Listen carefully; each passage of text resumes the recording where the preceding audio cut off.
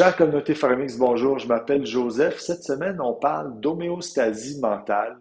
On a beaucoup parlé d'homéostasie dans le temps, mais lorsqu'on parle d'homéostasie au niveau mental, en fait, c'est la capacité que votre cerveau a à organiser de l'information qu'il reçoit de manière continuelle pendant la journée. Je vous apprendrai rien en vous disant qu'on vit dans un monde, particulièrement aujourd'hui, qui est cacophonique. Alors que ce soit des informations externes comme la température, la météo, le bruit, les odeurs, les feux de forêt, peu importe, ou que ce soit des informations internes, donc les émotions que vous ressentez, les pensées que vous avez, les croyances que vous avez, toutes ces informations-là doivent être organisées de manière saine et sereine pour atteindre l'homéostasie mentale.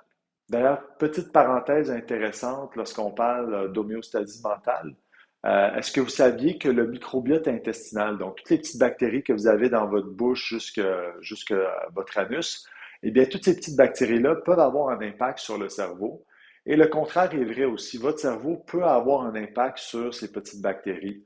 Et puis, il y a des expressions populaires qui sont sorties de ça, justement, comme manger ses émotions ou avoir l'estomac noué.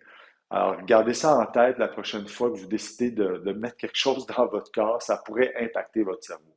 Alors, pour revenir sur le concept d'homéostasie mentale, sachez que le cerveau, dans une journée typique, est capable de gérer toutes ces informations qu'il reçoit de l'extérieur ou de l'intérieur. Ça, votre cerveau est capable de le faire.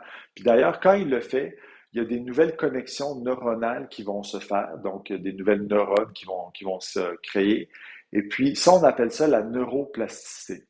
Alors, à l'inverse, si vous avez des journées qui sont atypiques, c'est-à-dire des journées qui sont tout le temps chargées d'informations externes ou d'informations internes, et que votre cerveau n'est pas capable de faire le rangement, n'est pas capable d'atteindre l'homéostasie mentale, à ce moment-là, ça va commencer de manière très simple à créer des stresseurs à l'intérieur de vous. Donc, vous allez commencer à stresser pour telle ou telle raison. Et puis bon, tout ça, c'est bien sûr encore plus exponentiel si vous êtes entouré de gens qui soit vous comprennent pas ou n'ont pas la même opinion de vous. Fait que c'est quand même important d'être bien entouré. Sur ce, je vous dis merci et je vous dis à la semaine prochaine.